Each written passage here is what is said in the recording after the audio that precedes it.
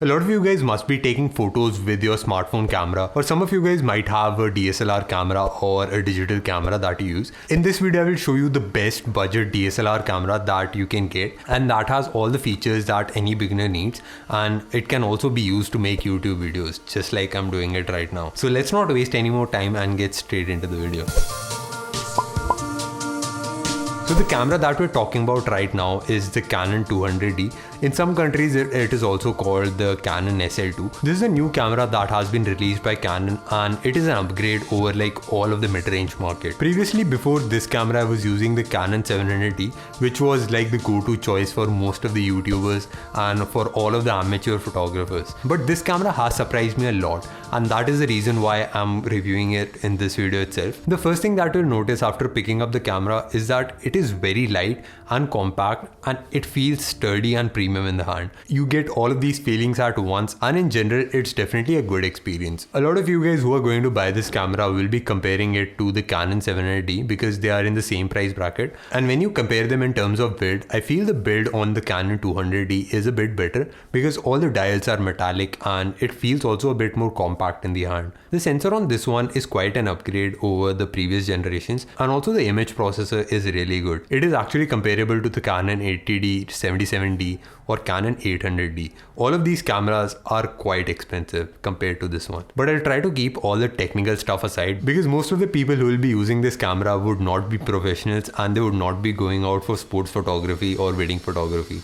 So yeah, I'll keep it simple. The image quality is actually pretty awesome. I've seen other sensors for the price, and if you're comparing it with the Canon 700D, it is quite an upgrade. Even with the kit lens that you have, you can get really sharp photos. And one thing that I've noticed about this camera that not a lot of people talk about is how fast it is. It boots up quickly. The time it takes to take a photo when you press the button is very less, and all in all it takes making photos a lot easier and a lot more faster. In some of the other budget DSLRs that I've used, there is kind of a lag between when you press the button and when it takes the photo, and sometimes it can make the photo blurry. You don't have any problems like that with this camera, and also it comes like with dual pixel autofocus, and it also has 9 autofocus points. I know it sounds a bit weird, but what that exactly means is it focuses really fast, and if you're not going to do sports photography or wildlife photography, you'll be good with 9 autofocus points. On most of the budget DSLRs, you won't be able to use autofocus, and if you are using touch to focus on the subjects, it would be a lot slower.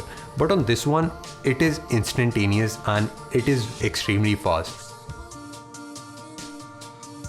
Autofocus on DSLRs is actually a quite rare find, and you will not find good DSLRs with autofocus, and that is why like this is such a big deal for many YouTubers out there. On most DSLR cameras, if you focus using the viewfinder, it will focus a lot quicker, but from the screen it takes a lot of time. But in this one, because it has like the dual pixel autofocus, it will be instantaneous and you will not notice any difference. So you can definitely use touch to focus from the screen itself. A lot of you guys who will be buying this camera would be for video, and that's why I bought this camera for. So I'll be going over the quick features that it has for all the video creators out there. And if you're a YouTuber, then I won't give spoilers. So let's see. First of all, I can definitely make out that the colors look a lot better on this camera, and I think that is because of the image processor that it has. Just like photos, it can also capture crisp video even with the kit lens itself, and that is quite surprising. And if you happen to use the prime lens, then you can have massive amounts of background blur and the object would still be in focus and would look really sharp. All of the reviews that I see of DSLR cameras, almost everyone skips on the audio part, and I'm not talking about the onboard mic that the camera has, which is also a bit better than the previous generation DSLRs, but the audio quality that you get when you plug in an external microphone.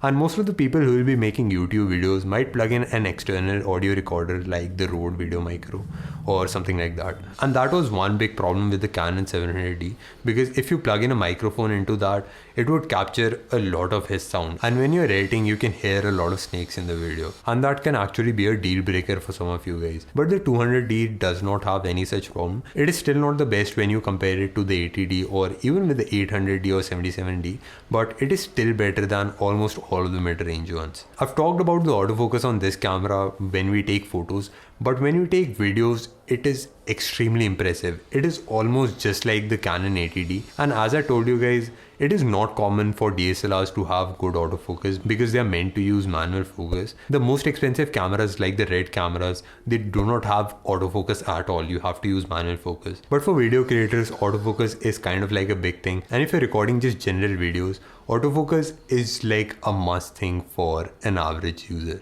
So just for an example, I'm using the prime lens on my Canon 200D right now, and you can see when I move back and forth, it autofocuses without any problems, and it is very quick as well, and it can keep me in focus even if I move from side to side or back and forth multiple times. And keeping the subject in focus at 1.8 aperture is actually quite a big deal, and only some cameras can do it well, and this one is right up there with the Canon 80D. I've tried a lot of other mid-range cameras by Sony, Nikon, Canon, and also Panasonic, and none of them can be compared to the 80D or even this camera. So if you guys are going to buy a DSLR around 40,000 and you are going to make videos for which you need autofocus, then this is like the definite choice. There are some other features as well that I found really useful in this camera, and the first one would be the Wi-Fi and Bluetooth connectivity. You can have a full view on your mobile of what is recording, and you can also change the focus or some other settings from the mobile itself. So right now, as you can see, I just changed the focus to the back and now the front itself. And the next feature would be the time-lapse feature. I've only tried this once and created very small time lapse, but I've seen other people create awesome time lapses and they found it really cool. So yeah, that's what I like about this camera. But there are some things that I also don't like about this camera, and that are, first, it does not have any kind of 4K recording. And that's kind of a bummer because like almost all of the mirrorless cameras and even the smartphone cameras have 4K right now, but the video quality is still good, so I can live with that. And the second thing is, it also does not have any kind of slow motion like we have on a lot of Sony cameras and also a lot of Panasonic cameras. Yes, you can record in 1080p 60 frames per second, and if you slow it down, it can look a bit cool, but it's still not like that super slow motion. So yeah. And the battery, although it is an upgrade over the Canon 700D, and if you compare it to the mid-range bracket, it is like kind of okay-ish. But if you plug an external mic and record in 1080p 60 frames per second, then the battery can drain like really quick, and you'll only get like 2 hours of recording time. So yeah, that's also a bummer, and you will need to buy extra batteries if you want to record for long hours. The kit lens that you get with this one has the minimum aperture as 4, and the one that I got with the Canon 700D had 3.5, and a lot of kit lenses have the aperture set to 3.5. So yeah, it captures a little less light as compared to the Canon 700D, but that's a very minute thing and most people won't even notice it. And that was kind of it for this video, guys. I hope you liked this video, and I might also make a video on how I edit videos, and I would show you how I edit this video itself. So if you like this video, make sure to subscribe to this channel, and you can also watch some previous videos on this channel. I will see you in the next video.